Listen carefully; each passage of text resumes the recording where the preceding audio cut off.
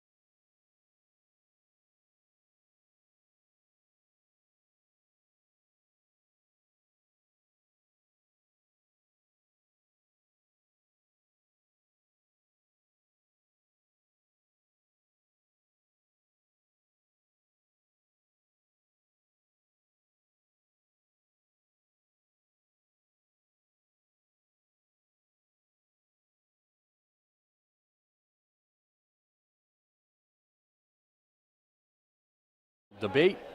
And now let's send it to the debate where Rick Rickman will be hosting. He is the WBCB News Director.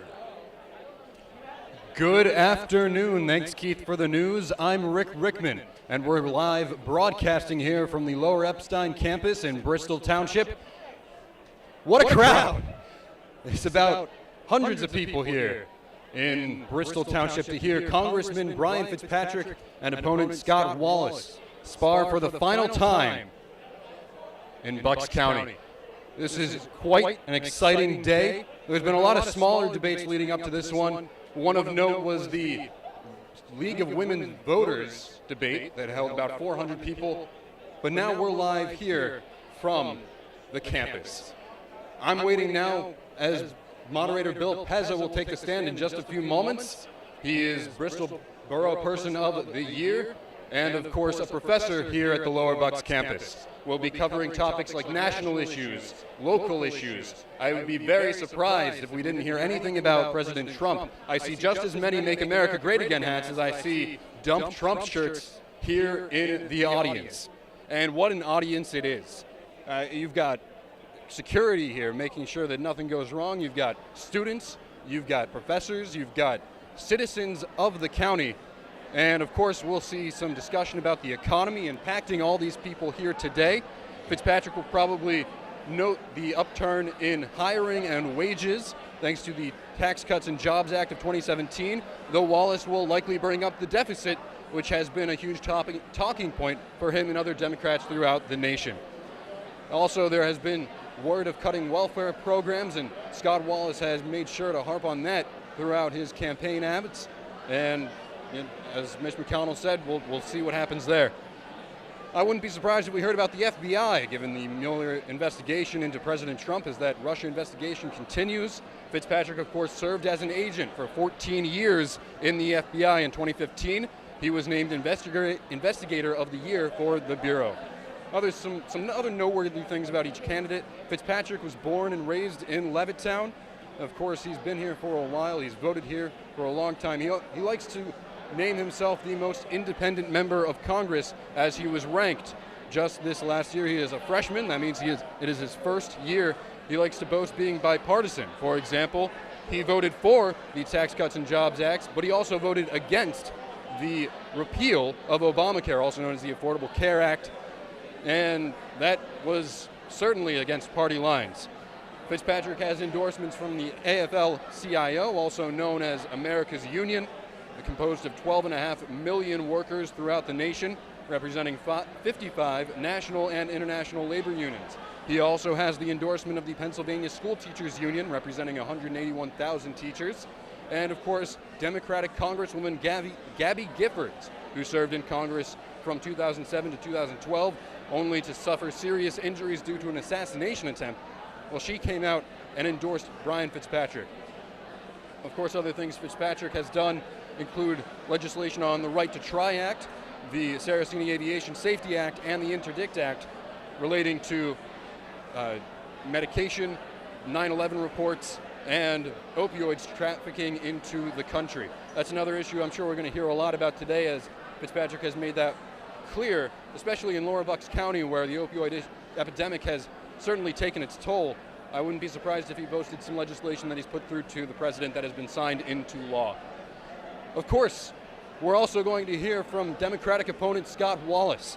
Wallace's family has a long history in his involvement in politics, going back to his great-great-grandfather. Everyone can his please grandfather, take their Henry seat. A. Wallace, served as vice president to FDR from 1941 to 1945, and then in January he was replaced by Harry S. Truman, and then of course FDR died just 4 months later. There's a 4-month period separating Harry S. Truman from Henry A. Wallace in the history books as President of the United States. Scott Wallace is running on his time served on the U.S. Senate Committee on Veterans Affairs, fighting to improve the criminal justice system as part of nonprofit organizations, and tying Fitzpatrick to President Trump.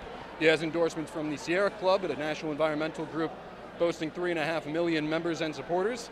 He has the endorsement of the Service Employees International Union, that's 2 million members strong. Also the American Federation of Teachers and the United Steelworkers.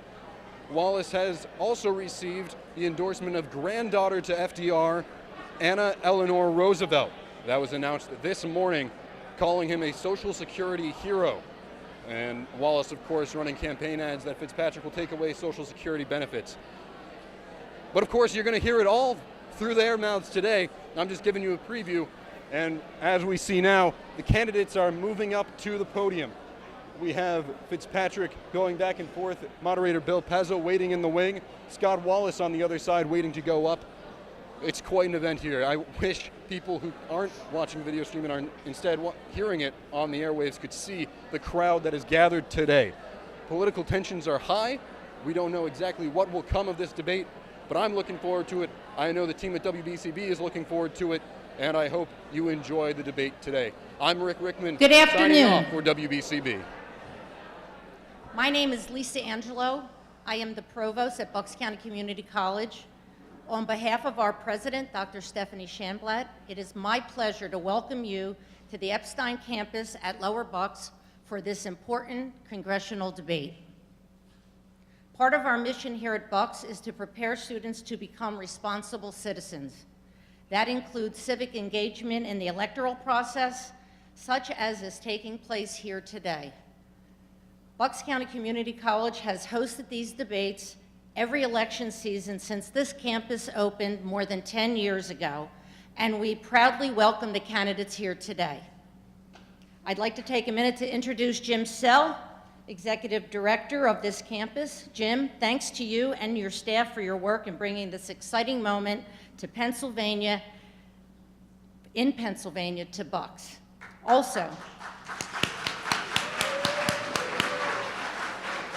Also, thank you to the Board of Trustee members in the audience. We appreciate your support.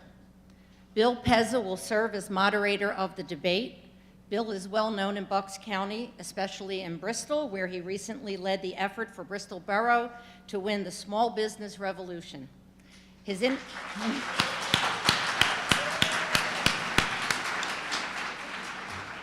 innovative action in launching Raising the Bar helped enrich and revitalize the town.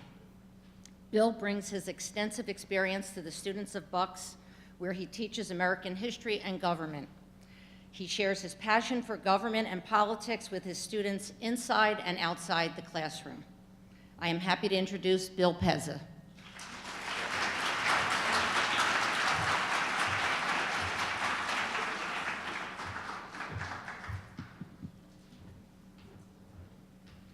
Good morning.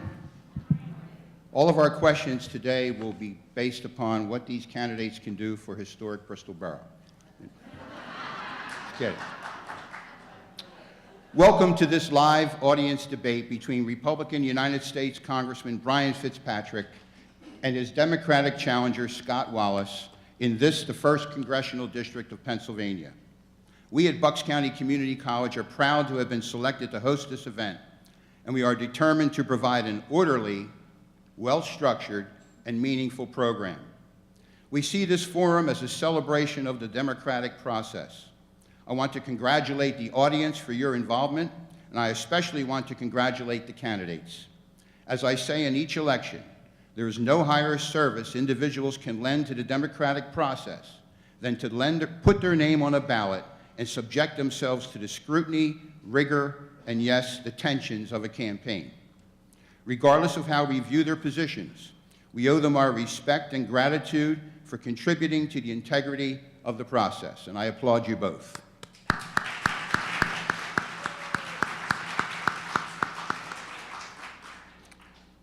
I believe we are fortunate to have two highly qualified individuals from which to choose, both of whom are fine individuals of integrity. Our questions were solicited from faculty, staff, and students, and adjusted to conform to the constraints of our time frame. The questions have not been shared with the candidates in advance. A coin toss was used to determine the order of speaking. Each candidate will deliver a 2-minute opening statement. Unless otherwise stated, candidates will also have 2 minutes to respond to each question and a 1-minute rebuttal. I reserve the right to ask a follow-up if, in my judgment, further clarification is warranted. In that case, each candidate will have 1 additional minute. As things pop up, as they sometimes do, I will make a determination on how we're going to conduct the debate. But I don't anticipate this is the Cadillac of debates, ladies and gentlemen. If you're here for rancor or something else, that's outside. This is going to be a meaningful debate. We will display a yellow card when 30 seconds remain, up high, thank you, and a red card when your time is up. At that point, you will be expected to complete your sentence and stop. This program is being taped for later broadcast by PCN, the Pennsylvania Cable Network, and will be broadcast tomorrow at 4 p.m. at channel 186 in Comcast, and I believe it's channel 9 on Verizon. We are also being live streamed today and live broadcast by WBCB Radio, and ABC News is here for filming that will take place this weekend on the George Stephanopoulos Show. Regarding audience demeanor, you'll note the papers you found at your seat when you arrived. The candidates join with me in asking that you refrain from noise, applause, or outbursts of any kind, except right now as we welcome them to the stage.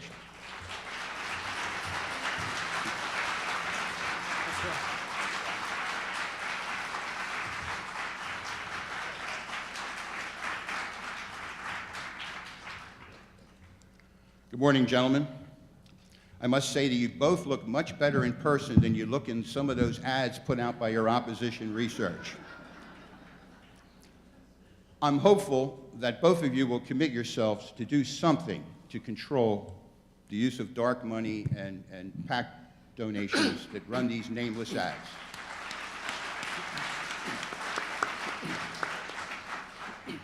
As a result of the coin toss, Mr. Wallace will be given the first opening statement, followed by Congressman Fitzpatrick. Congressman Fitzpatrick will have the first closing statement, followed by Mr. Wallace. So, Mr. Wallace, 2 minutes. Thank you, Bill. Thank you, Bucks County Community College. It's a great pleasure and honor to be here and to see the huge crowd. When I was working in the U.S. Senate, I never could have dreamed of the degree of partisan rancor and division that we have in Washington today. I was hired by a couple of moderate Republicans to write bills to solve big problems. Nobody ever asked what my partisan affiliation was. It was Democrat, by the way. And it's like when my grandfather was selected by Franklin Roosevelt to be Secretary of Agriculture. He came from a family of Republicans. His father had served Presidents Harding and Coolidge. His grandfather had served President Teddy Roosevelt. Long line of Republicans. FDR didn't care. He just wanted someone who would do the job, fix the Dust Bowl, fix the Depression, bring the economy up. He helped write Social Security. He did a lot of things I'm proud of. That's the attitude that guides me today. When I worked in the Senate, we solved big problems. We helped millions of Americans with stuff like compensation for Agent Orange, veterans who'd been exposed to Agent Orange, comprehensive crime legislation, the Missing Children's Act. And we did it through bipartisan science, facts, studying costs and benefits, and from that came bipartisan consensus. Now, why can't we do that again today? Simply because politicians are for sale.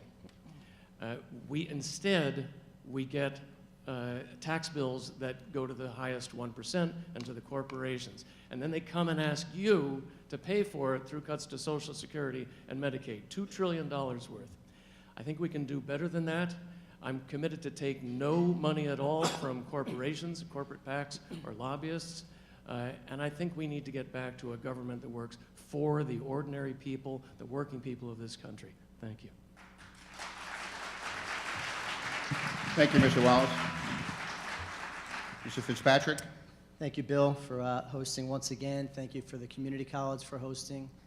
Most importantly, to the kids up in the balcony.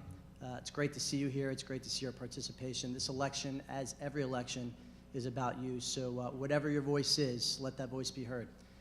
Thank you all for being here today. My name is Brian Fitzpatrick. I'm your current representative, a little over a year and a half in.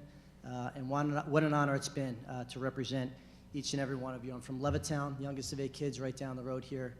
Went to all local schools. I've been living here and voting here my entire life. And I made the very, very tough decision to leave the job of my dreams. The only job I wanted since I was this big was to be an FBI agent. And it lived up to everything I thought it would be and more. Some of the most amazing women and men I've ever known and ever will know work for that organization. But I made a really, really difficult to leave, a non-reversible decision to leave in 2016 for one reason and one reason only. Like each and every one of you, I love my country. And I wanted to offer a very unique voice for my country. As it turns out, I'm the only FBI agent in Congress. And to stand for something different, which is essentially what I think is framed in this debate today in this campaign. It's centrism versus extremism. It's bipartisanship versus partisanship. And I'm proud to have amassed a voting record and a representation record that has had me ranked #1 most independent in the nation for the freshmen. And that's exactly what this community deserves, because we're the most independent community in America. And we've gotten endorsements far and wide that reflect that.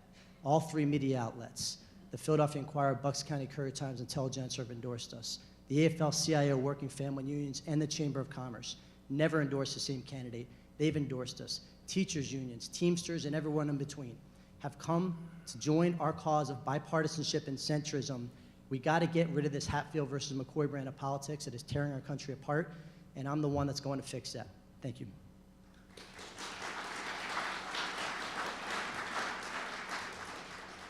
Okay, good. We got that applause out of the way. Seriously, we want to save time, and we don't want to turn this into a pep rally, so we will refrain from applause for the rest of the debate. We will take a break in the middle, and we can all clap for 5 minutes straight if you want to, okay? Question number 1. Today we will talk about several high-interest topics: health care, tax policy, climate change, national security, and more. But before we do, there is something fundamental going on in our country that may transcend all of that in importance, and we simply can't have a congressional debate without approaching it. So the question is, what has happened to us as a people? What has brought us to a place where people cheer if the president speaks approvingly about body slamming a reporter or about taking protesters at a rally out on stretchers? What's happened to make people take a Democratic congresswoman's advice to go to the private homes of elected officials where their families reside in order to protest on their front lawn or interrupt their dinners at restaurants? What's happened in Congress and the Senate where party tribalism is at its peak and compromise is seen as weakness? What has made inflammatory rhetoric acceptable? The question is, how did we get to this place, and how do we get back to civility? Mr. Wallace? Well, despite what's happened and the circumstances you describe, I don't think inflammatory rhetoric, violent rhetoric is acceptable and has been accepted by anybody in this audience. I think as a country we are much better than that. There has been a breakdown in the national conversation. There's been a lack of civility perhaps in Congress, diminishing civility, but I think there is a path back, and it starts at the top. I wish we could rein in some of the hyper-partisan, the intolerant, the hate-mongering, the fear-mongering, the fact that we have a president now who's running on the basis of the other coming across the border. I think we should be running on a tone of positive themes, what we can do for the people of the country. I know that we have huge issues that unite us about improving health care, about fighting gun violence, about tax fairness, so we're not just taking care of the billionaires and the corporations. I think we have to stay focused on the positive agenda, getting money out of politics, especially corporate money out of politics. And I think the way we do that is what I referenced in my opening statement. You find consensus by looking at facts and science and costs and benefits, talking to real people about their problems, and then we come together around a solution. I think Congress can and will, in the next Congress, do a much better job of working together to solve the problems with positive solutions for America. Thank you. Mr. Fitzpatrick, Congressman Fitzpatrick? Yeah, I've addressed this topic pretty much since the day I got in this race last cycle, that the biggest challenge we face as a country, by far, bigger than all the substantive issues of immigration and healthcare and what have you, the biggest challenge facing our country is the way we talk to each other. And that's everywhere from the kitchen table to the White House and everywhere in between. And it's each and every one of our responsibilities to make sure that we do that. And it gets back to partisanship. It's all about partisanship. I was door knocking with J.D. Mullane. He's here with us today, and I told him in advance, if someone answers the door, they ask me what party I'm from, I tell them I'm an American. That's what I do. That's very, very important to me. And Scott made a comment in our first debate at Sure Me. He said, Brian, I'm on the Democrat team and you're on the Republican team. And I said, Scott, that is exactly what is wrong with our country. And that is exactly everything that our bipartisan Problem Solvers Caucus stands against. Contrast that with me going to Josh Gottheimer, my Democrat colleague from New Jersey's district, and supporting him. That's what our Problem Solvers Caucus believe. We believe in standing with good people. It doesn't matter what their party affiliation is. We stand for what's right. And our caucus believes in centrism and bipartisanship, and that every single successful relationship in our lives is a product of giving and taking, learning what you don't know, and trying to extrapolate good ideas. When we can get back to that place of mutual respect, which is what our caucus is about, my best friends in Congress are my Democrat colleagues in the freshman class. We're not just colleagues, we're friends. We care about each other's families.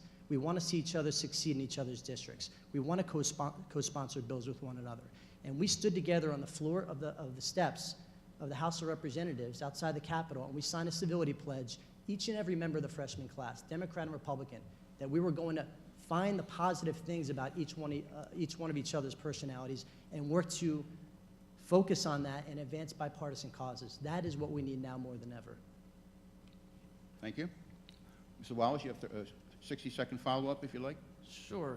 I totally support the idea of casting aside party labels and working together. I mean, as I mentioned, that's what happened in the Roosevelt administration. I totally support that, not caring. Unfortunately, that atmosphere does not prevail today. My esteemed opponent voted for Paul Ryan as Speaker. That's the agenda that you cast your vote for. The word that appeared next to his name on the ballot was not American, it was not independent, it was Republican. And I think we have to maintain not just figurative independence, but actual independence. And when Paul Ryan is running the show, we are not going to get a vote a single time on a bill from the Bipartisan Problem Solvers Caucus. Paul Ryan is not, unfortunately, on board your agenda. So therefore, gridlock, full stop. Can I respond to that, Bill? Yeah, you have 60 seconds, yes. Scott, again, you've criticized me in the past. You say Brian never uses the word Republican. That's exactly what we need, Scott. We need that kind of civility. And we've committed in the Problem Solvers Caucus to a break the gridlock package where we're only going to support a speaker candidate that supports those rules changes. I'm the only one on board with that. And civility is everything, the way we talk to each other. Like I said, everywhere from the kitchen table to the White House, and not cursing at each other during debates. That civility is really important too. Oh, stop. Okay, question number 2. Polls tell us that health care is at the top or near the top of what is on voters' minds. Where do you perceive policy differences between the two of you? Can we provide access to affordable health care to all Americans? If so, how? And please include reference to Medicare. And we start with Mr. Fitzpatrick. Yeah, so I voted against multiple attempts to repeal the ACA. I think the decision in front of any legislator, regardless of what topic we're dealing with, is you look at what currently exists as far as a legislative landscape on any given topic. You look what's being proposed on the floor of the House, and you make a decision based on the people you represent in your district. It is better than what exists, or is it not better than what exists? And I made the decision, different things on different bills on health care. I thought that what was being proposed was worse. And I stood by that decision all the way to the very first budget vehicle that launched that ship. And I think that, again, our caucus has a bipartisan solution. It focuses on 5 key areas of bipartisan compromise: fully funding CSRs, the cost-sharing reimbursements, repealing the 2.3% medical device tax, getting out-of-control lawsuits under control. Pennsylvania is a state where we have no caps on non-economic damages at all. Think of the havoc that wreaks on physicians trying to practice medicine in Pennsylvania when they have to get medical malpractice insurance where the sky's the limit. There's no limit on liability. The premiums go through the roof. They obviously need to make money. They pass those costs on to consumers and patients. And that's not even mentioning the defensive cost of medicine. Every physician will tell you they're ordering tests, ordering scripts that are medically unnecessary to protect themselves. All of that increases costs to the healthcare system. State stability funds to help states fund things like pre-existing conditions, allowing for interstate competition, which is already permitted under sections 1332 and 1333 of the ACA, but giving HHS the ability to enforce those regulations. There are bipartisan areas of compromise and agreement on health care that will bring costs down and expand access. Thank you. Mr. Wallace? Well, there certainly are some huge differences between us on health care. I, for one, wouldn't have voted for the tax bill which repealed the individual mandate, which, as President Donald Trump said, cuts the heart out of the entire Affordable Care Act, because it removes 13 million people from the insurance pool and drives up premium costs for everybody else. Now the government of the United States, the U.S. Department of Justice, is intervening in a lawsuit in Texas to say because they killed that part, now that means that the pre-existing conditions protections must be killed too, because they're tied together. And 20 state attorneys general are saying we should go even further. The entire act should be ruled unconstitutional. That's the official position of the Republican administration currently. Pre-existing conditions, we must fight for them. We must take an active stand. I know he's signed on to a couple of bills that would take a stand for pre-existing conditions. It consists of 88 Republicans who regret their vote to repeal Obamacare and are realizing now that that was a big mistake. My learned opponent has also voted for junk plans, which allow insurance companies to avoid the 10 essential health requirements that must be covered by insurance companies. and he voted for, as I said, Paul Ryan, who has a record of voting 70 times. He brought to the floor bills to repeal completely Obamacare and replace it with nothing.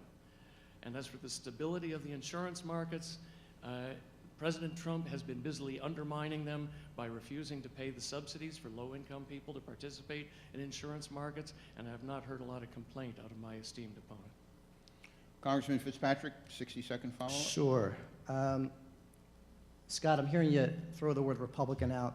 Do your best to try to keep party labels out of the debate, because really it's important, okay? Second, Medicare for all is what Scott supports. Kicks everybody off employer-based health care, would wreak havoc on Medicare. It would inject a ton of people into a system, kill innovation, and cost $32 trillion over 10 years, which would result in a doubling of tax rates. I don't believe in a one-size-fits-all, nor do I believe in the Wild West. Our Problem Solvers Caucus, we have limited time here.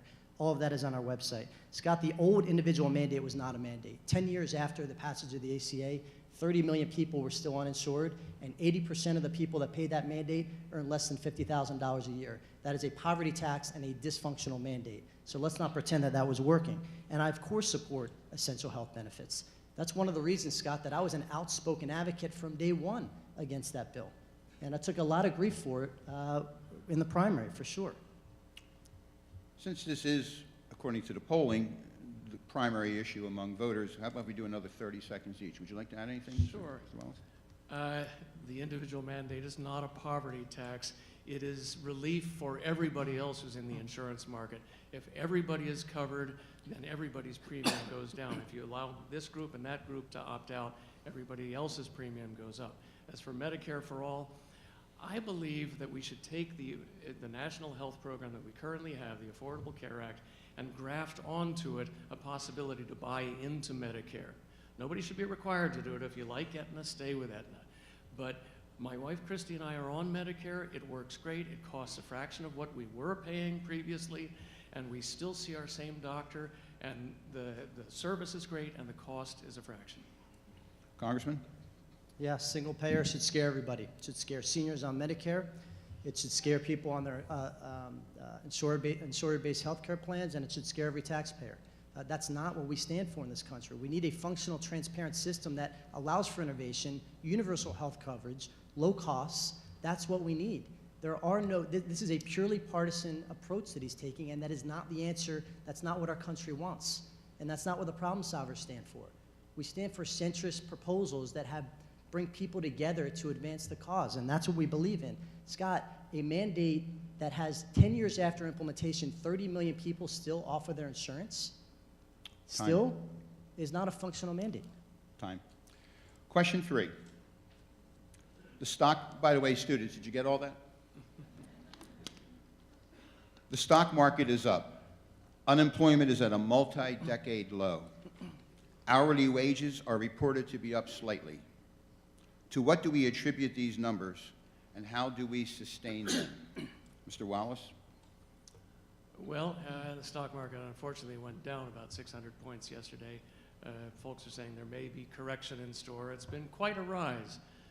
Since the year that Barack Obama started the stimulus package, the line has been straight up since then.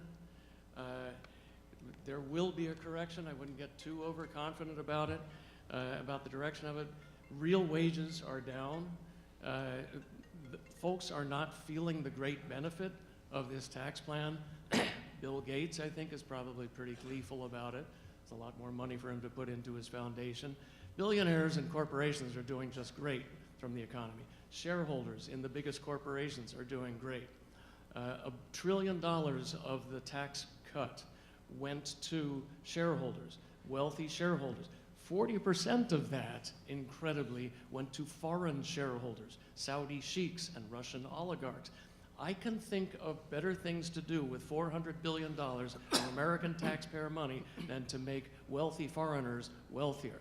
So I think we can take that kind of money, if we have it, which we didn't, by the way.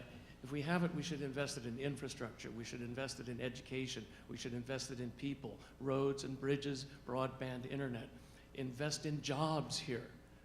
In the Roosevelt administration, they had the Works Progress Administration. My grandfather designed and ran the Civilian Conservation Corps, building up basic infrastructure programs in America, creating jobs, lifting people out of the Depression. We had a government that was on the side of ordinary working people. Now we have a government that's solely on the side of billionaires and the corporations. And I think we've got to take some serious steps to turn that around. Congressman? So he takes a question about the booming economy and he attacks the Republicans.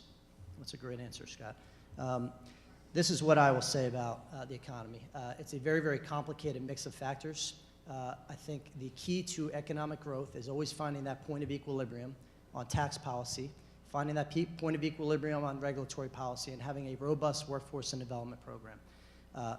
Tax equilibrium, not having tax rates that are so high that they're crushing economic growth, not so low that they're bleeding revenue to the government. Same on the regulatory front.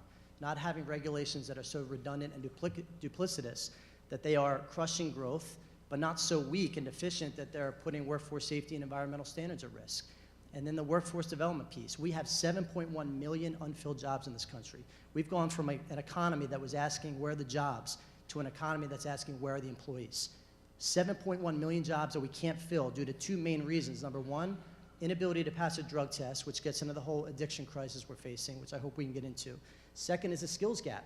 And we just got a $1.4 million grant for Bucks County. Only 2 counties out of 67 counties in Pennsylvania that got it. We got it here. It's going to help train employees to fill these jobs for the next generation of workers, and it's critically important. And it's a matter of finding that compromise on tax reform and regulatory reform. It's going to take time. And on tax reform, I hope we have a chance to talk about this more, Bill, because Scott really needs to talk openly about his failure to release his tax returns. It's critical to this debate. It really is. Mr. Wallace, 60 seconds. I'm not going to play these political stunts about releasing tax returns when my esteemed opponent has voted 18 times against requiring Donald Trump to release his. This is part of a simple strategy of smear and distract. I'm here to talk about the questions that Bill is asking and the questions that you all want to talk about. Taxes, health care, education, fairness, opportunity. Let's not play games. Do I get to respond? Patrick, 60 seconds. We can get the answer to the question very easily. You know, he's talking about tax reform, the old code versus a new code. It's very simple. I give my tax returns. I live in a 1-bedroom condo in the same township I grew up in. He's got properties all over the world. He's the 1% of the 1%. We both give our tax returns. We have accountants apply the old tax code to those tax returns, the new tax code, and you will have your answer. He won't do it, and folks, the reason he won't do it, and I will tell you, he can prove me wrong very easily. He benefited from that old 1986 tax code, that 70,000-page monstrosity that was riddled with tax deductions and loopholes for the ultra-rich. The only ones that could afford the sophisticated tax attorneys to navigate that were people like Scott. Scott, we could get the answer. We could put this issue to bed once and for all. We could save all this money on TV ads, donate the money to charity. Another thing I offered you, which you declined. Give the people the information. Leadership starts at home. And I agreed. I would stand on a stage with you, call on the president to release his tax returns. You and I could set the stage and do it on our own. But you've said no. Let's do another follow-up on that. I've had mild interest in President Trump's tax returns. I guess I'd be interested. I'd like to know what my next-door neighbor's tax returns are, but we're not going to go that far. But would you both be willing to commit now that you would support legislation to require all candidates for federal office to release their tax returns? Just a yes or no. Yes. Mr. Wallace? Sure, if it's all and it's applied to the president as well. Absolutely. Then why wouldn't you do it, Scott? Okay, we're not going to have cross questions. All right, moving on. Question 4. Republicans attribute the current economic growth predominantly to the tax bill passed in 2017. Democrats say the tax bill was a boon for the wealthy and upper income groups, but did little for the middle and lower class. We just heard that. A concern expressed is that the tax bill will explode the deficit. Deficits are something that we don't often think of. I remember Walter Mondale running for president. His prime message was we have to reduce the deficit. Everyone fell asleep, and we know the result of that election. But deficits are important, and they come back to us years down the road. So would you please address the deficit? Will the tax bill shrink the deficit because of increased federal revenue from the tax side, or will it, in fact, hurt our economy? And Mr. Fitzpatrick, you're first. Yeah, and that answer is all dependent upon our growth in our economy, because that's what all these numbers are based on. And the CBO estimate that had that 1.5 trillion estimate was based on a predicted GDP growth rate of 1.9%. We went for well over a decade of growth under 2%. It was hovering around 1.5, 1.6% growth in GDP. The estimate was based on 1.9%. In 1 year, last year, we were 2.7%. Last quarter, 4.2% growth, which is very robust. What we can hope for is staying above 3%. That's the critical piece. And if you look at the times when we had a budget surplus in our government, back in the mid-90s, that's when we had massive economic growth, where revenues were pouring into the federal government and we had budget surpluses. That's what we need to get back to. And we can have fair debates about what the best way to get there is. And economists disagree, of course they do. But what we can't do is stick with a 70,000-page monstrosity that was written in 1986, when nobody had a computer in their home, when digital communications didn't exist, highest corporate rate in the world, a monstrosity of complicated regulations on the individual side. We had to simplify it. And we can amend it as we go forward, but it is leading to economic growth. The proof is in the economy, and I tell everybody this. We don't need to hypothesize when it comes to tax reform. The economy is going to tell us one way or another, was it good or was it bad? And let's watch how the economy reacts and adjust accordingly. Mr. Wallace? Well, I hate to burst your bubble here, but the Republican tax bill that my esteemed opponent signed off on did very well for me. It gave me a couple $1 million that I didn't need and don't want. And I've been saying the rich should pay their fair share. This tax bill did not do me any harm. And I'm committed to, I'm putting that money into this campaign, by the way, because it's a public service, I think, to reclaim our government for the sake of the people. Now, he says the tax bill is going to pay for itself. CBO estimate, the Congressional Budget Office at the time the bill passed said, we predict 1.9% growth over the next many years. And he is now saying, well, maybe we can keep up this level that we had last quarter of 4.1%. No, that is not sustainable. As growth goes up, the Federal Reserve raises interest rates, and that brings growth down. So Wall Street Journal a couple of days ago did a survey of 60 leading economists in America. Their consensus was growth will be somewhat less than the Congressional Budget Office estimated. It will be 1.8%. So the $2 trillion hole that tax bill just blew in the national debt is still there.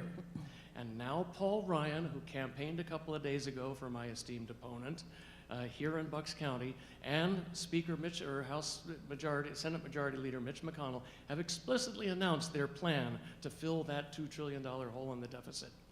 It is to cut Social Security, Medicare, and Medicaid. We all ought to be very concerned about that. I will not allow that to happen, and he shouldn't have signed up for that bill in the first place, because it was based on totally unrealistic expectations of economic growth, and he knew it. Congressman, 60 seconds. I disagree, Scott. No, nobody thinks we can continue a 4.2% growth in GDP, but if we can stay above 3, that's what we have to do. I don't believe in this doom and gloom mentality. And you're picking one study. Have you seen the other 15 or 20, including The Economist, that projects over 3%? That's the important thing. Scott, you're saying you're benefiting under the new tax code. Wrong. And you can prove me wrong today, Scott. You say you want everybody to trust you and believe you, but we don't want to see your tax returns. You could answer the question. Mr. Wallace?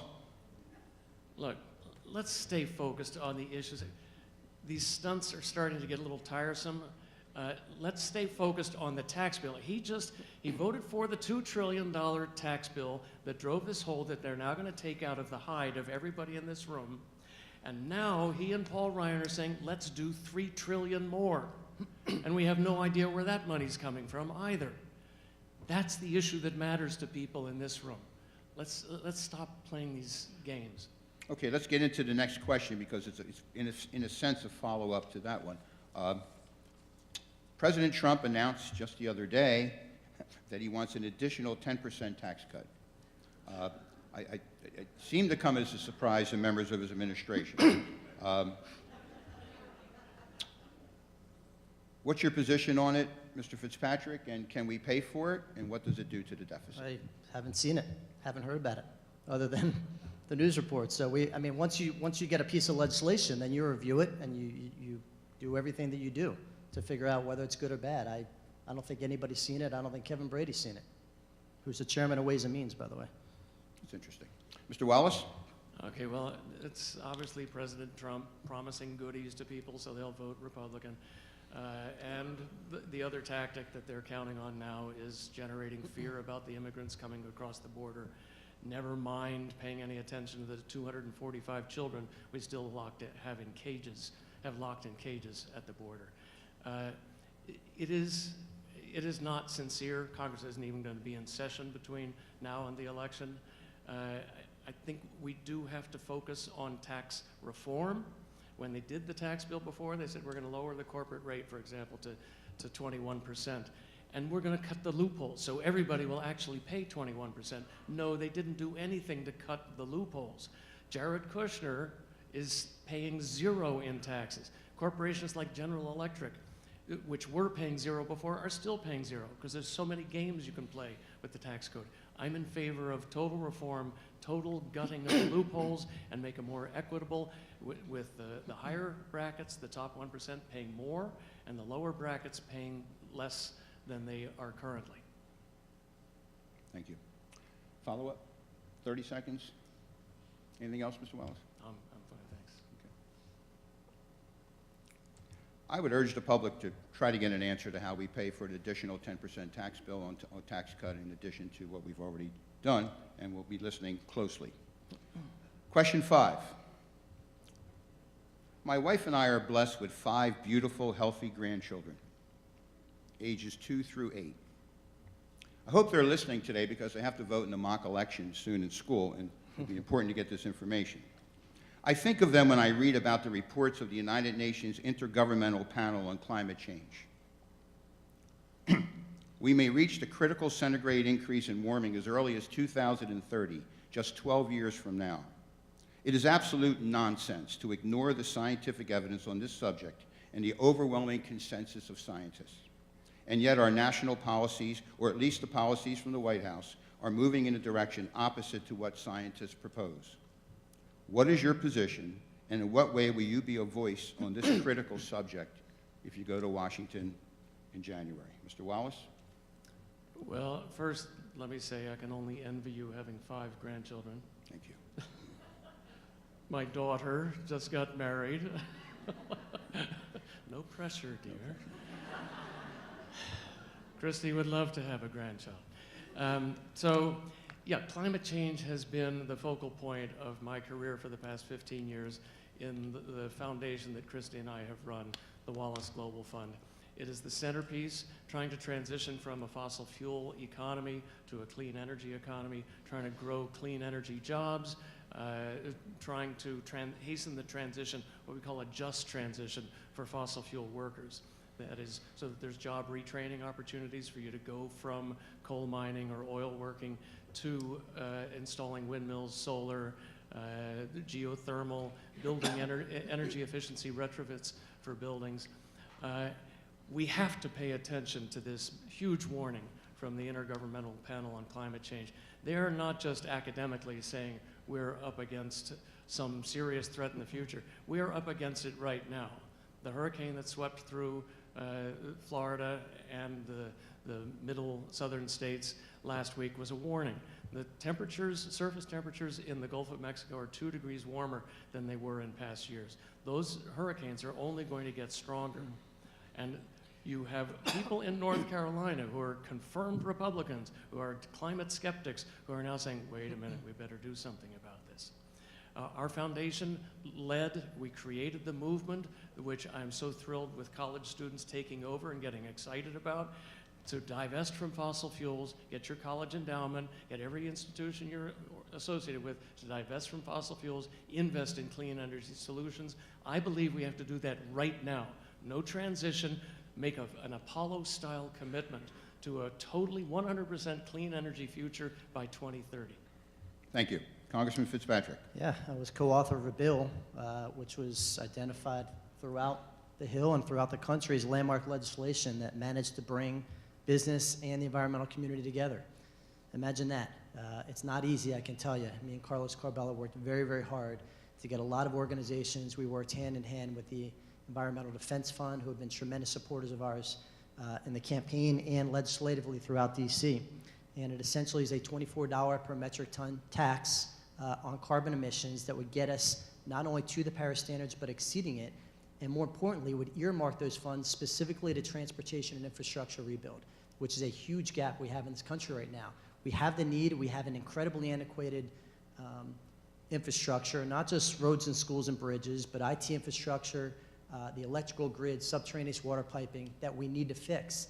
It's not just an economic issue, it's a national security issue. And I learned that in my last FBI assignment in Ukraine when Russia tried to knock out Ukraine's electrical grid twice. This is very important from a national security standpoint. We have the need, we don't have the funds to pay for it.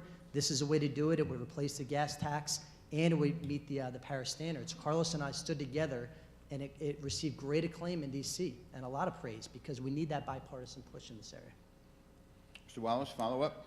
Here's a great note of agreement. I totally agree. Climate change is a national security issue as well as an issue of the health of the planet and our kids. It produces vast destabilization, migration, you have climate refugees. It will produce conflict, violent conflict. But the bill that my distinguished colleague introduced is a joke. There are two Republican sponsors of it. It was introduced 3 days after Paul Ryan, the House Speaker, ran through a resolution saying, under no circumstances will this House ever consider the notion of a carbon tax.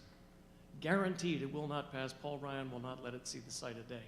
And the bill, by the way, $24 per metric ton of carbon, is weaker even than the bill written by ExxonMobil, which was going to be a $40 per metric ton carbon tax. So this is a nice gesture just in advance of the elections, but it's going nowhere. You will only get change when you change the leadership in the House.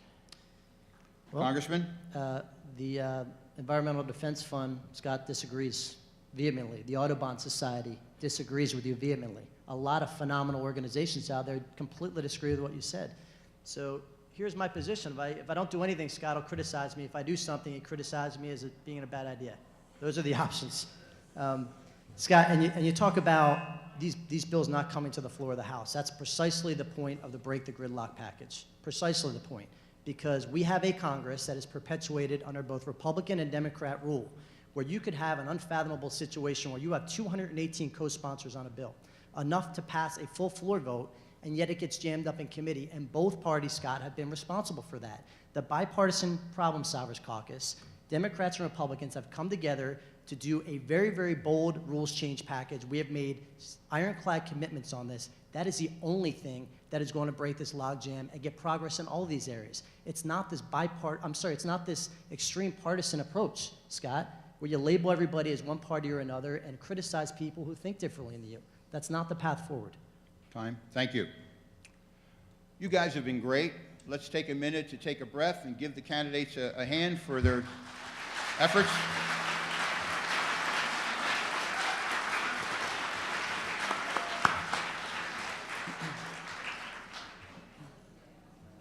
Next question. There's some irony in the fact that in spite of being the strongest military power in the world with the largest defense budget, we are faced with a cyber warfare threat that can possibly render us powerless. In addition to our power grids, our banking system, our medical records, our military communications, and even the integrity of our election process can be at risk. Are you satisfied with our degree of cybersecurity? Congressman Fitzpatrick? No, and it is, I tell everybody this because people don't focus on cybersecurity. My Homeland Security Assignment Committee, my subcommittee, the one that I requested was cybersecurity. Physical acts of terrorism, overt and covert acts of counterintelligence are huge threats, and I worked all of them. Cybersecurity issues are the biggest national security threat we face as a country. And I saw it my 14 years in the FBI. I see it now as a member of the Homeland Security Committee. We are so far behind the curve on cybersecurity, we can't even see the curve. There are countries that are way ahead of us. and it requires a strong bond and a strong collaboration with the private sector. We did it with the FBI. We have to get ahead of these phishing schemes, spoofing scams. There's a whole set of problems that allow our electoral system to be compromised, our electrical grid to be compromised, and our cyber intelligence to be compromised. And it's a huge problem. It's probably been one of the most important things that I've worked on. Myself and Brendan Boyle have a bill that deals with the Ukrainian issue, a bipartisan bill that he and I co-sponsored together. We got it through, we got it past the House several months back. It is a huge problem. It's one that I actually talk a lot about because people don't talk about it because you can't see it. You can see physical acts of terror. You can see physical acts of violence. You don't see these kinds of threats. But a significant cyber attack can cut a democracy off at its knees. It can cripple an economy. And it's got to be a big, big part of our focus. And when I went to Afghanistan to meet with General Nicholson, I made a commitment that every single year I'm in office, I'm going to spend Christmas Day with our troops overseas. I met with him. We had a long talk about this. He asked for a couple of things, and if we get into military discussion, I can talk about what that was. But the crux of our conversation was cyber warfare and cybersecurity. Mr. Wallace? Sure. Just going back briefly to close the loop on the last question about partisanship and why we can't get things done. There is a rule in the Republican Party, which is carried out by Paul Ryan, the Speaker, that says we will not bring to the floor any bill that does not have the support of a majority of the Republican Party. That is very partisan. If a bill has support of a majority of the Congress, that's not enough. I know that's part of the reform package that he's proposed to get rid of that, but that's what we currently have. And as long as Republicans are in power, you will have that kind of rule and that kind of division. Now, cybersecurity, totally, we have to be concerned about a repeat of the 2016 election fiasco, which I don't think this administration has acknowledged. The 18 intelligence agencies that said we have a huge problem, Bob Mueller is looking into it. I hope we'll have a solution soon. But meanwhile, 12 days from now, we have an election coming up. There was a proposal before the Congress to add $300 million for election security in light of these unprecedented attacks that we know are percolating along, that we know are going to target a state like Pennsylvania, which does not have paper trail on its ballots and is vulnerable. And my distinguished opponent voted against it, and the Senate voted against it too. I think we should be paying much more attention, taking it much more seriously, and not just speaking words about it, but actual action to protect our elections. May I answer? Congressman? Listening to Scott, I mean, his belief is that one party has all the answers to all of our problems and the other party doesn't. That is a very uninformed view, Scott. It really is. The reality is both parties are broken. And that's a fundamental difference in the viewpoint between he and I, and that is exactly what this Break the Gridlock package does. When you go in there as a brand new member of Congress as a freshman, spending 14 years in an organization that is charged with saving people's lives, if people screwed up, people died. This was a very serious responsibility we had for 14 years. You go into a dysfunctional system that is incredibly broken, we've identified the problem, we've got the pathway out of it. But the only way we do that is if we expand the Problem Solvers Caucus. Scott has declared war on the Problem Solvers Caucus. We support each other, Democrat and Republican, to get these things done. It gives a voice to all 435 members of Congress, each who represent 700,000 people. Each one of those people in each one of those congressional districts deserve a voice through their representative. That's not the way the system works. Under both Republican and Democratic control, they both broke the system, and they perpetuated a broken system. Mr. Wallace? I'm sorry to hear you say that I declared war on the Bipartisan Problem Solvers Caucus. I have huge respect for the 48 members of the Bipartisan Problem Solvers Caucus. I just wish you could expand it by one person, Paul Ryan. Until you do that, you are not going to solve any problems. Hey, Bill, can I respond to that? Scott, Just a minute. Have you finished? Yes. Has time expired? Let's do 30 seconds each. Scott, the Break the Gridlock package goes to that issue of who we elect as speaker, and we will not support a speaker candidate who does not support these rules package. You're obsessed with Paul Ryan. You're obsessed with him. He's not going to be the speaker next Congress, okay? Okay. You already had your chance to clap a couple minutes ago. Mr. Wallace? I'm good. You're entitled to 30. Okay. I want to speak to the students just for a minute. There are approximately 200 people in this room Multiply that by roughly 2.5 times, and that's what the United States Congress looks like when one of these gentlemen walks in January and tries to effect meaningful change. So I just wanted to point that out to put a face on how I don't know. You got it. Question 7. There are so many hot spots and potential flashpoints in the world that one doesn't know where to begin. North Korea, Iran, China's claim in the South China Sea, Russia, Eastern Europe, terrorist groups. We can't ask about all of them in the time allotted, but perhaps we can gain insight into your view of the complexities of crisis points by focusing on one or two. So let's begin with Saudi Arabia. We know they are an important ally, perhaps a vital ally and buffer against Iran in the Middle East, as well as a major supplier of oil. We also know that the Saudi royal family funds religious schools, many of which, according to our intelligence agencies, preach anti-American, anti-infidel messages. In addition, American weapons that we supply to Saudi Arabia have been used to wage a war of attrition in Yemen that the UN has called the worst humanitarian crisis in the world, thus stoking additional anti-American sentiment. Of course, there are violations of human rights within their country as well documented. So, it's complicated. What should our posture be toward Saudi Arabia? Mr. Wallace? Well, obviously we have huge questions that remain unanswered about what their role was in the killing of the Washington Post journalist. But let me say, I hate to have us focus just on that, Yep, but sure, the broader sure. picture. Yep. But the broader question is accountability of Saudi Arabia for its treatment of women, for its treatment of human rights, for its adventurism in the Middle East. I think we have a disturbing lack of interest in the current administration for reasons that are still perhaps mysterious, but probably have something to do with the president's personal financial interests in Saudi Arabia. In general, I think the way to avoid conflict is to provide humanitarian support, educational support for the conditions that breed the type of hostility, and in particular, the attacks on our national security interests. 15 of the 19 hijackers of 9/11 were from Saudi Arabia. Why is that? Is it partly because of the madrasas that teach religious extremism? Is it because people's lives are miserable? Our policy currently in the Middle East, in Israel, is to suddenly start withdrawing aid from desperately poor parts of populations in the West Bank and in Gaza.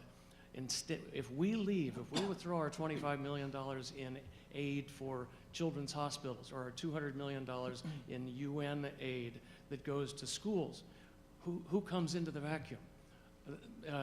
Hamas comes in with the madrasas. And then do we need a West Bank and Ramallah taken over by Hamas? Do we win or do we lose when that happens? And now we have the president threatening to take away aid from the countries from where these migrants are coming. 7,000 people. We're going to cut aid to Honduras, Guatemala, and El Salvador, and that is somehow going to reduce the pressures on these people to migrate to America. We have to stop being counterproductive and start thinking about the best way to prevent and avoid conflict. Congressman? Yeah, of all the challenges we face from a national security standpoint, counterterrorism, cybersecurity, of all 195 countries on this planet, the complication largely exists, for the most part, in that region of the world. I served over there and have had the opportunity to learn from a lot of people over there just how complicated and long-standing those challenges are. Deep-rooted cultural challenges they have over there. And all we can do as a nation, obviously our first and foremost responsibility is to keep our people safe. We also have a responsibility never to turn a blind eye to moral and ethical atrocities that are occurring overseas, and that's always a question as to how to go about doing that in the best way. We can have allies. If they engage in outrageous conduct, we need to call that for what it is. We need to shine a massive spotlight on it, and we need to react accordingly as far as our financial relationship, our military relationship, our intelligence sharing relationship, because it's important that we have these relationships. We have to keep those relationships, but they have to be honest relationships. They have to be based on honesty and transparency, and we can't turn a blind eye to atrocities for some other purpose. Let me ask a follow-up, and you can use your time however you choose. Let's focus on Yemen. We supply the weapons. Saudi Arabia, there's terrorist presence in Yemen. We know that, and we know it's a threat to the United States. We supply the weapons to Saudi Arabia. Saudi Arabia uses those weapons to bomb and do other things in Yemen. And again, the United Nations said it's the worst humanitarian crisis in the world. That affects how people in the Middle East perceive us. How do we support allies? I know you both attempted to address it. I just want to dwell a little more. How do we support allies but not give them a free rein, especially using American weapons? Mr. Wallace, you're first. I think the answer lies in multilateral approaches through the UN. These are very complicated webs we're talking about. We have security interests, oil interests with Saudi Arabia, but they also have a degree of adventurism around the region. We had a relationship with Iran trying to rein in their nuclear weapons program, and that was related to their adventurism in promoting terrorism in the Middle East, in Israel, in Gaza, through Hezbollah. I think we have to pay a lot more attention to our friends, hold them accountable, yes, but also stop this crazy embrace of our enemies without question. Do not leap without knowing what you're doing into an alliance with North Korea, with Russia. What is this unquestioning embrace of the worst tyrants? Philippines. We're coming to that. Okay. I would get closer to our friends and be more questioning of our adversaries. Mr. Fitzpatrick, Yemen? Yeah, I mean, it speaks to the complication of that region. The U.S. government supplied arms to the Mujahideen in their battle against Russia. I mean, that is a very, very complicated web when you look at Iran, when you look at Yemen, Saudi Arabia, Lebanon, Syria, a very complicated web of different people supporting different countries for totally different purposes, oftentimes sinister purposes. But the most important thing is that the transparent relationship be sustained but questioned at every single turn. And again, I mean, when it comes to atrocities, and we're dealing with one right now, where there's a full investigation underway, if there is any indication that a government that we have a relationship with is engaged in illicit conduct like that, it's got to be addressed. It's got to be put above board, and our financial relationship has to respond accordingly. Thank you. Next question. In the past 18 months, the President has seemingly turned decades of American foreign policy upside down. He has questioned the usefulness of NATO, withdrawn from trade agreements, criticized the United Nations, negated the Iran nuclear agreement, announced he will withdraw the United States from the Intermediate Nuclear Forces Treaty with Russia. He has also moved the American embassy in Israel from Tel Aviv to Jerusalem, something American presidents have avoided since 1948. And in his own words regarding one of the world's most ruthless dictators, Kim Jong-un, Trump said, quote, "He wrote me beautiful letters, we fell in love," unquote. So the question is this working? Is the United States more secure now than we were 2 years ago? Mr. Fitzpatrick? I think it depends on which of those issues you're talking about. You brought up trade agreements. You know, I'm very, very close with organized labor, AFL-CIO, and our sisters and brothers in those organizations, and there's a lot of them, are cautiously optimistic about this trade agreement. If we can get a trade agreement that works better for the American worker, that's a good thing. You talked about Jerusalem. I think that was something that's been talked about a long time. Personally, I supported that decision. I think that was a good thing. As far as decertifying the Iran nuclear agreement, you know, I was very much opposed to that agreement at the outset. Of course, I wasn't in office at the time, but my assessment of that agreement, which was not a treaty, by the way, which would have required the advice and consent of the Senate, was that that did not block the path to a nuclear weapon. It paved the path to a nuclear weapon. It injected $150 billion into the Iranian economy in previously frozen assets, and the lifting of sanctions allowed that and continues to allow that economy to grow at a clip of 10 to 12% per year, faster than it otherwise would, for an entity, the Iranian regime, that everybody agrees is the world's largest state sponsor of terrorism. I can't tell you how many ADM meetings that I was a part of in the FBI where we were going through the national counterterrorism and national security threats, where it wasn't Al-Qaeda or ISIS at the top of that list, it was Hezbollah. This is a significant threat, and I think that our posture needed to be toughened when it comes to Iran. Thank you. Mr. Wallace? Well, to answer your question, are we safer? I don't think so. This is a complete, chaotic, destabilizing policy, to use a term, a generous term, that we are engaging in around the world in the most sensitive hotspots. The deal with North Korea, we got nothing in return. Instead, we put them in a high priority spot, a high profile spot on the national stage. We give them credibility and got nothing in return. I don't agree with abrogating the nuclear deal. It needed to be more. It needed to deal with terrorism, and it needed to deal with Iran's terroristic exploration and support of Hezbollah and Hamas. But it was a 10-year hold on Iran's nuclear ambitions. I think that abrogating the Paris Accord was insane. We are now an international pariah. Abrogating the nuclear deal that Ronald Reagan made with the Russians makes no sense whatsoever. So I think nobody knows what to expect from us anymore.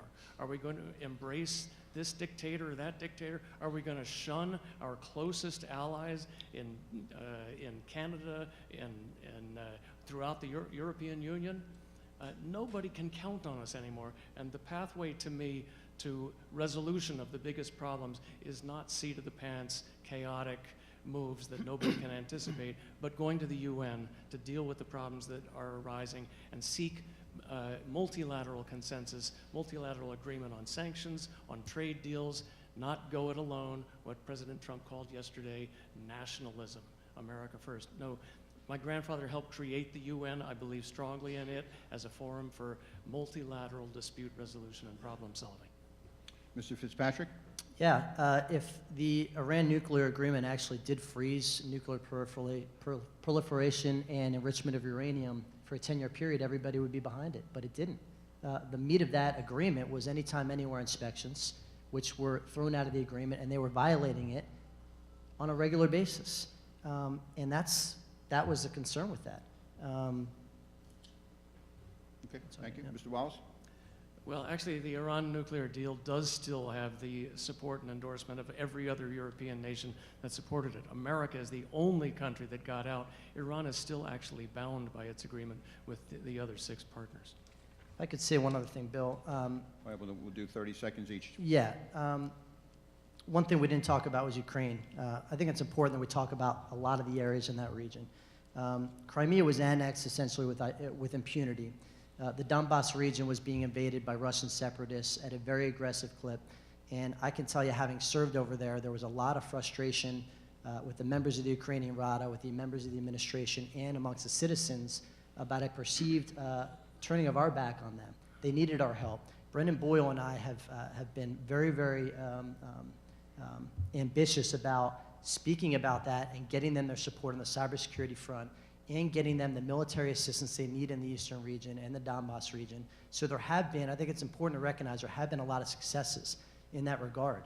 Things have quieted down over there, and I think they have in a lot of other places as well.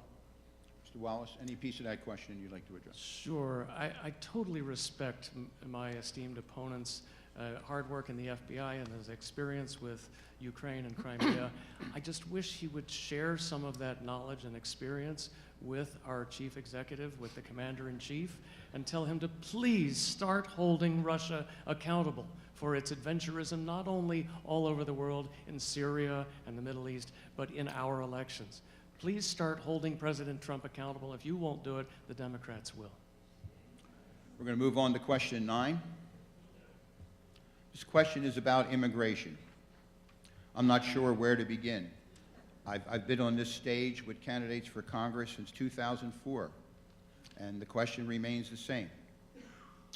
I want to turn our attention to the estimated 12 million undocumented immigrants living in this country, some of them for decades. Do you support a pathway whereby they can obtain legal status? And going further, do you support a path to citizenship? Mr. Wallace? Yes, I support some sort of pathway to legalization for the 11 or 12 million people who are here without proper documentation, but who are working hard, playing by the rules, paying taxes, and are crime-free. We cannot deport our way out of this problem. We tried that in the 1950s under President Eisenhower. It was a disaster, both in terms of implementation, but also human rights and a black eye on America in the world. I totally support comprehensive immigration reform. I worked for Senator Alan Simpson, a moderate Republican from Wyoming, the last time we had comprehensive immigration reform in 1986, and I can tell you it was like pulling teeth. It took him 10 solid years of hearings and negotiating and talking about the rights of immigrants and balancing their rights and their hopes and their dreams against the need for border security. And then the third piece, which seldom gets talked about, is employer sanctions, some accountability for the employers who are the magnets that draw people here. And then some way to enforce that, which gets down to the question of a national ID card that employers can check, which of course upsets the ACLU because we don't want to have a national identifier card. It is complicated, but we have to do it. In the meantime, we have some huge questions that need immediate resolution. We need to deal with the Dreamers. They had the rug pulled out from under them. They were on their way to citizenship until President Trump withdrew their status and cast their entire families, their families, their parents, their kids in doubt. They're now looking over their shoulder, wondering who's coming to get me next, as well as a lot of legal green card holders. And we have to deal with the children at the border. 245 children still held in cages. My distinguished opponent sits on the Homeland Security Committee. I would be issuing subpoenas, hauling those people in there and saying, where are the parents? Put them together with the children and do it right now. Mr. Fitzpatrick? Yeah, so Jimmy Panetta, one of my closest friends in Congress, he's my Democrat colleague from California, Leon Panetta's son, just a brilliant man. He and I worked on an immigration reform bill, and I will tell you, having spent 14 years in the national security world, coming into Congress, being a year and a half in, the two substantively most complex and politically most sensitive topics that we've dealt with that have proven the biggest lifts have been immigration and healthcare. Immigration is a multifaceted problem. It's comprised of a border component, which is critically important. All 1,900 or so miles of the border, very, very differing terrain throughout.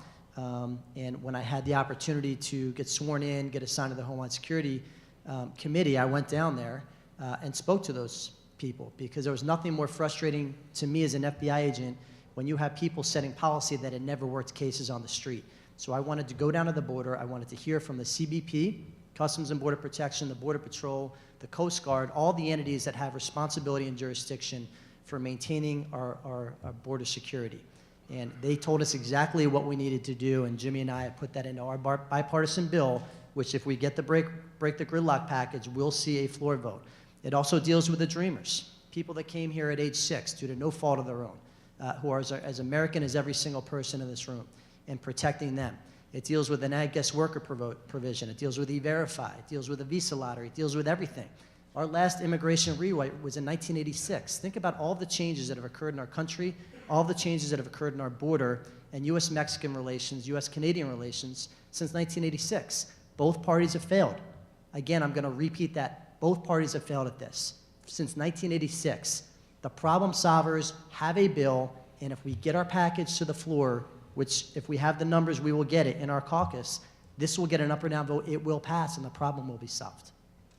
Mr. Wallace, 60-second follow-up? Well, it's great to have the bill, the bipartisan bill, and the trip to the border, and that's all good, but it will not come to the floor of the Congress. We have a Speaker of the House, a leadership of the Republican House, which will not let it, because they're still busy trying to build the wall. And if we think that we're going to use 3,000-year-old technology from China, when we have since developed new means of policing a border, policing a line, I mean, that is the obsession right now. And God bless the bipartisan solutions, but they're not going to happen. We need a change of personnel, and we need a change of leadership in the Congress to get common sense reform done, as I helped Senator Simpson do 30 years ago. I know it's possible on a bipartisan basis. Congressman, 60 seconds. We have the answer, Scott, and you keep going back to leadership, and I keep reminding you that the Break the Gridlock package is a commitment, part and parcel of that is a commitment to only support a speaker that supports those rules changes, and if we get those rules changes, if we can grow our problem solvers majority, we're at 48 now, if we get to 60, we become essentially the new governing majority in Congress. We will get these bills to the floor. The answer is not a rapid pendulum swing to the far left, which is just going to perpetuate this Hatfield versus McCoy brand of politics. That's not the answer. If there was an answer that was given by one party or another within the past 31 years, then yes, but both parties have failed at this. The problem solvers are the only solution to this. That concludes our list of questions. I know there are others you wish were asked and the time did not permit, the opioid crisis, many other things. I will tell you that the press is here to interview both candidates in an after-debate setting, and hopefully those questions, other additional questions will be asked, and you'll be able to read about them or see them broadcast in terms of their answers. Before we move on to closing statements, I want to thank the candidates again for the exhausting ordeal they have submitted themselves to in this campaign.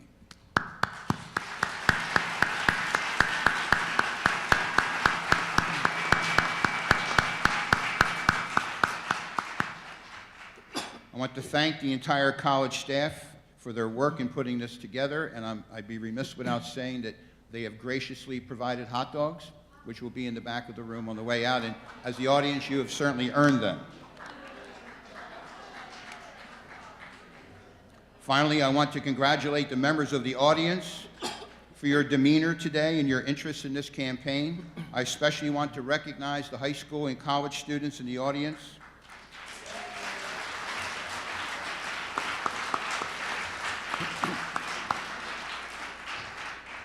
We encourage you to vote and to stay engaged. Our closing statements are 1 minute each.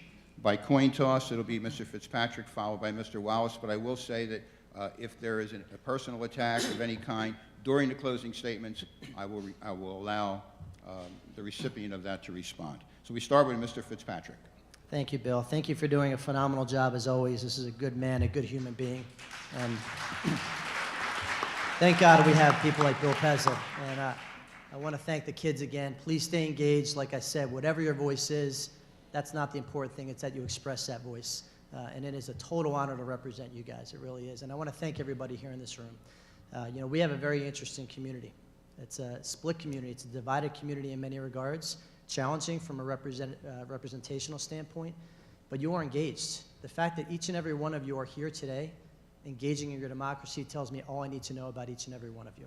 Whether you agree with me or not, whether you like me or not, I still like you, and I respect you guys.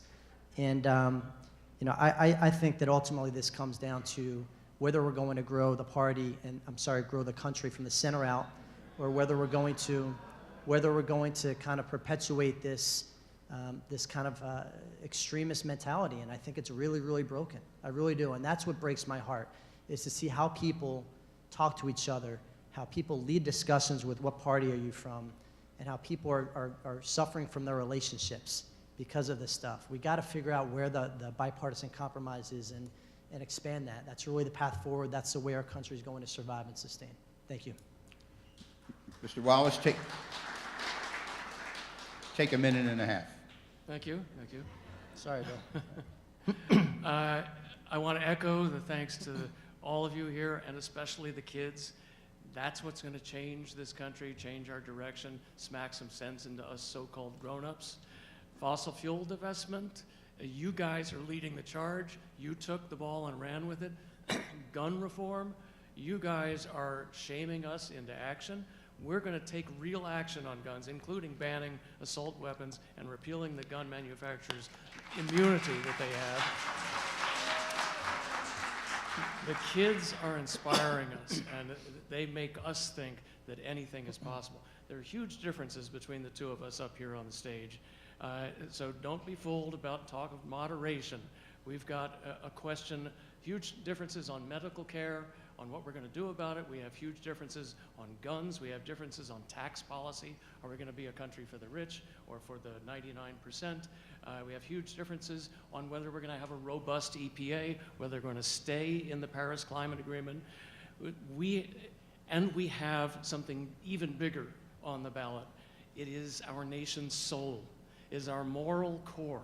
It is who we are. What are our values? Do we value a free press? Do we value the truth? Do we value facts? Do we value the rule of law, our intelligence agencies, the FBI, the courts? Do we value fundamental decency? Those things are on the ballot. That's why I'm running. I've never run for anything before. The soul of America is at stake in this election. Please vote. Thank you.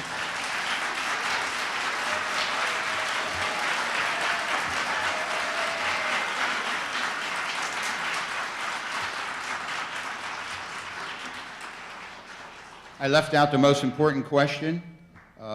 Whichever of you wins, would you commit to returning to this stage 2 years from now for another debate with your new opponent? Yes, sir. Thank you. course. Write that down, please. Thank you very much. The candidates do need to get to their press sources, so if you'll let them migrate through the room, it would be helpful. Thank you, Brian. Thank you very much. Well, I guess that about wraps it up. We're going to be talking, hopefully, to Scott Wallace and Brian Fitzpatrick here in just a few minutes. And, of course, hopefully, Bill Pezza, the moderator, who did such a wonderful job. When a couple of outbursts were made, he made it very clear he was not going to tolerate any of that. And that's exactly what he told me on Speak Your Piece just a week ago. So it was definitely pleasing to see Bill keeping things under control, as he always does. In terms of the candidates, both presented their arguments. I think that's certainly true. And now we're just waiting to talk to them about how they thought the debate went. I have some thoughts of my own. I'm going to be doing a recap of this debate afterwards. I'm going to have pretty much the stances of each candidate on the issue, and we'll be right back.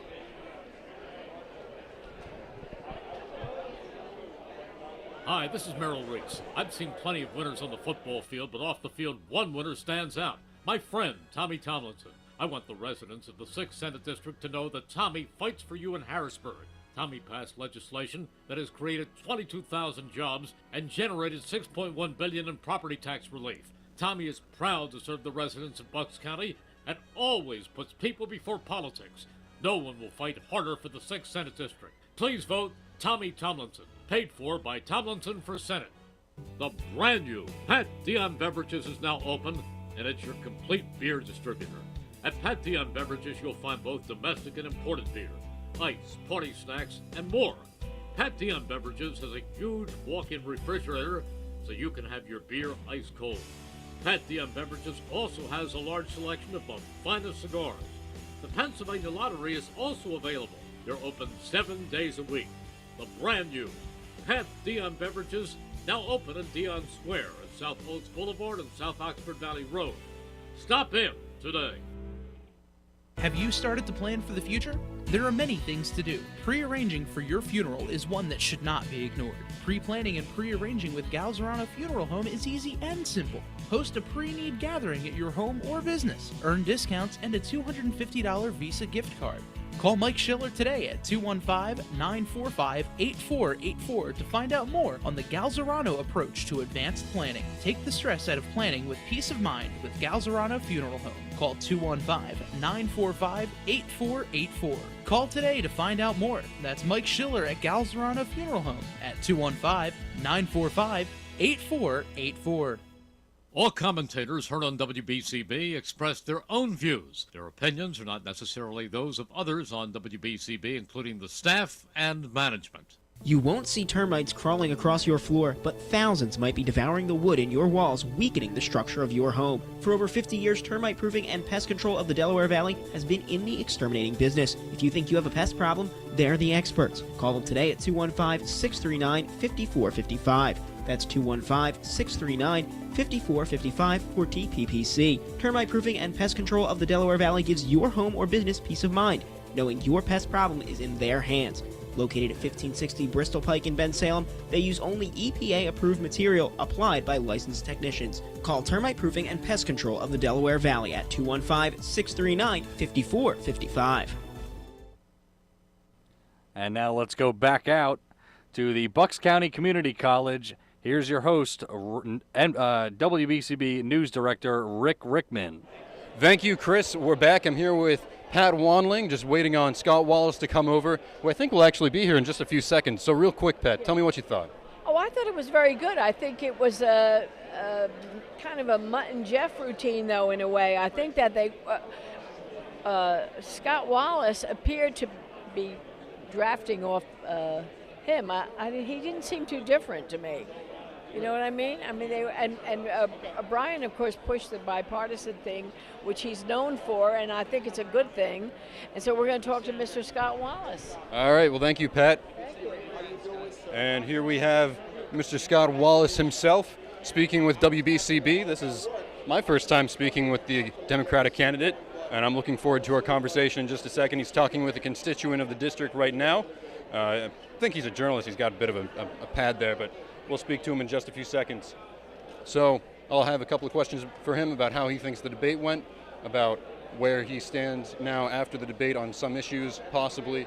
And I'll try to keep it focused on bipartisanship, which was something that was introduced in the beginning of the debate.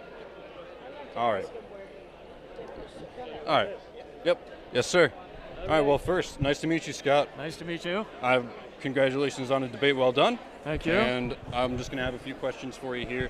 In the beginning, there was a lot of talk about bipartisanship. And I would just like to ask, what, if you were in Congress, what would you do to achieve that goal of reaching across the aisle? Is that a goal? Oh, absolutely. You're not going to get any legislation passed unless you reach across the aisle. The way to do that, to me, is not necessarily to form a little caucus of people in the middle. The way to do that is to hold hearings, gather facts, evidence, call like the veterans in, call the people from Central Bucks who've got 70,000 homes without drinking water, call them in, testify what happened to them, how are they reacting, what are their current problems, and then study the hell out of why it happened, what the chemicals were, what it's going to cost to clean it up, what it's going to cost to make them whole, and then do a comparison of which approach is going to work the best for the lowest price. So when you do a bipartisan inquiry into the actual problem and the actual solutions, lo and behold, bipartisan consensus follows. Okay. And so I assume you're talking about Horsham and the well water there that has been contaminated by those fire companies and the naval bases. As there. one example, yes. So I guess my question here is, how would you differ from Fitzpatrick in approaching that topic of ensuring clean drinking water for people? Well, I would start by not voting to cut the EPA budget by $500 million, as he did. I would start by not repealing 22 regulations that help the EPA enforce clean air and clean water, as he has. So, as with a doctor, rule number one, do no harm. Then get busy put someone who really cares about clean air and water in charge of the EPA. Don't just worry about the clean air and clean water in Bucks County. Don't just make a gesture here because it's your voters in your backyard. Do the same thing for the whole country. Flint, Michigan matters too. The entire nation matters. Don't go cutting the EPA and its enforcement authority. Instead, get to work sincerely working for the entire country. All right. And I would just have one last question for you. And of course, I'm sure we all watched the presidential campaigns back in 2016, the debates there. One question that stood out to me was asking to say one good, and I would say the same thing to Fitzpatrick when he comes up here. So I know I'm not pulling anything out of my bag of tricks, but what is one good thing that you have to say about Fitzpatrick? I commend his FBI service. I think he's a great patriot. And I agree with him on some stuff, like climate change is a national security threat. It's a threat to the global security. We have areas where we can agree, and I think that's true of everybody in Congress, far right to far left. The question is how you get to a solution without name-calling and without the extreme divisiveness that, frankly, today originates from the top. President Trump is running around the country saying Democrats are evil. If you vote for a Democrat, somebody will come to your neighborhood and rape your children. Or words to that effect. Democrats are That's certainly evil. A paraphrase. So he's running against the Democrats as a force of evil, just as he runs against the media as an enemy of the people. That kind of stuff paralyzes the opportunity for bipartisanship in Washington. So we could start with neutralizing that and instead try to talk about the country coming together around shared challenges. All right. And well, we can do it. I'm here to my promise. One last question. I know you got busy things to get to today, so I'll let you go, and thank you very much for talking to me Thank today, you very Mr. much. Scott My Wallace. pleasure. Thanks. All right. All right. So you heard it here. Mr. Scott Wallace giving his feedback on the debate. Next up, I hold him in very high esteem, Mr. Bill Pezza, Bristol Borough Person of the Year in 2017, and of course, frequent moderator at these debates. Bill, your thoughts? My thoughts. I thought it was a great debate. I did too. I thought both candidates did a wonderful job. They pretty much stuck to the issues and addressed the questions. I think they're both knowledgeable, and I think it'll come down to a philosophical belief of the part of the voters on which party. I know that Brian stresses the no labels, and I think everyone wants that kind of moderation. But you know, it's a tough vote to cast. Yeah.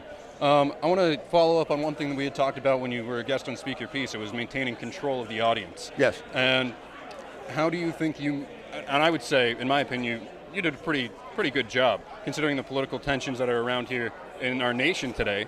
I mean, when people were applauding after something, you said, hey, wait till the end of the debate. So, you know, what are some ways in which you think you maintained control? I think the audience did a great job. I think they spoke well for themselves.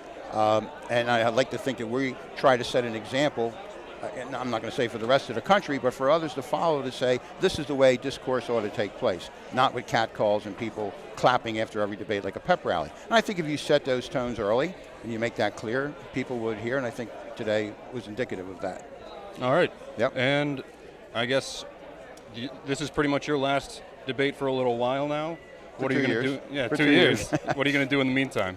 Teach some history and government. Yeah? And work with the kids that I love working with, the young people I enjoy working with. Sounds good to me. All right. All right. Thank you very much. Bill. And thanks for covering it. No, well, thank you for hosting it. Yep. You did a phenomenal job, I think. Thank you. And I think Thank a you. lot of people here hold that opinion as well. Okay, thanks. All right. So, thank you so much. We're going to take a quick break, and we'll be right back here on the Lower Epstein campus, 1304 Veterans Highway. On December 9th of 1981, my husband, Philadelphia police officer Daniel Faulkner, was brutally murdered by Mumia Jamal. Jamal shot Danny in the back and then point blank between the eyes and left him for dead. Jamal silenced Danny forever. But Scott Wallace funded an organization that's given my husband's killer a public voice for over 20 years. I'm pleading with you, please don't give Scott Wallace a voice in Congress. Defending Main Street is responsible for the content of this advertising. Paid for by Defending Main Street, defendingmainstreet.com. Be sure to tune into Senior Legal Strategies with Henry Carpenter every Tuesday morning at 9, right here on 1490 WBCB. And now let's go back out to the Bucks County Community College to WBCB News Director Rick Rickman. And we're back here on the Lower Epstein campus, 1304 Veterans Highway, from the 1st Congressional District debate. I would like to commend Hugh Fagley and Chris Ermer on a job well done on the video engineering side. And, of course, Pat Wandling, the infamous woman of Speak Your Piece. Well, I'm sure she'll speak her piece tomorrow. She's about to head out now.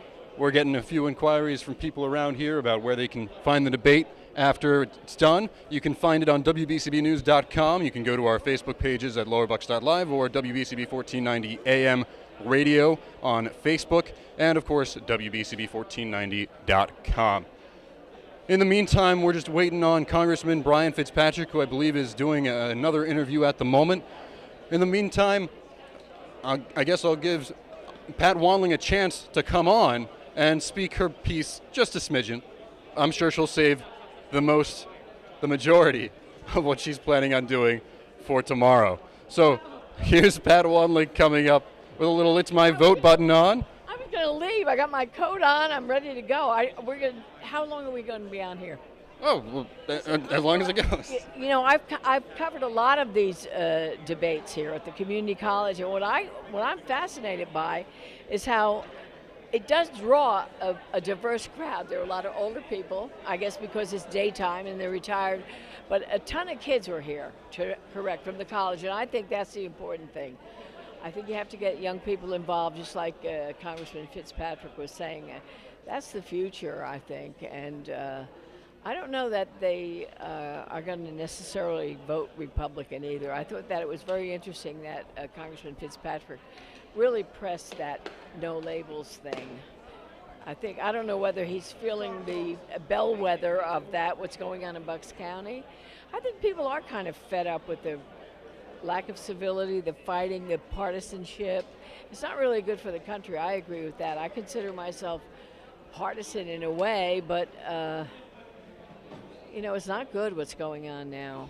And I also think that now Congressman Fitzpatrick has a pretty liberal attitude toward immigration and he's secure border, but he's in favor of DACA. And I think that's what has to go. People have been here for 26 years. Did Scott Wallace agree with that? He agreed with that. Yeah, he believed that in a path for dreamers to get citizenship here in the country. He also made light of Fitzpatrick's trip down to the southern border to see for himself these so-called cages, as Wallace alluded to them as, for children. Yeah, no, I think that Congressman Fitzpatrick is a very smart guy, and I think with his background in the FBI, he also said that the secure border is very important, and he fears for his law enforcement people down there. Their lives are in jeopardy every day. All right. Well, it seems Congressman Fitzpatrick has been tied up by other people, so we got the word in with him just the other day on Speak Your Piece. You can go check that out on WBCB1490.com to see Pat Wanling interview him over the radio waves and on video stream there. Unfortunately, he's just been too pinned down by other media outlets at the moment. So I'm sure he'll speak to us again before this election is over, and I look forward to hearing his thoughts on the debate. In the meantime, I'm Rick Rickman reporting from the Lower Epstein campus here in Bristol Township for WBCB and WBCB News, and I'll see you in the news tomorrow morning. Well, thank you very much, Rick Rickman, doing some reporting there from the 1st Congressional District debate between Brian Fitzpatrick and Scott Wallace, and as he mentioned, you can archive that on WBCBnews.com.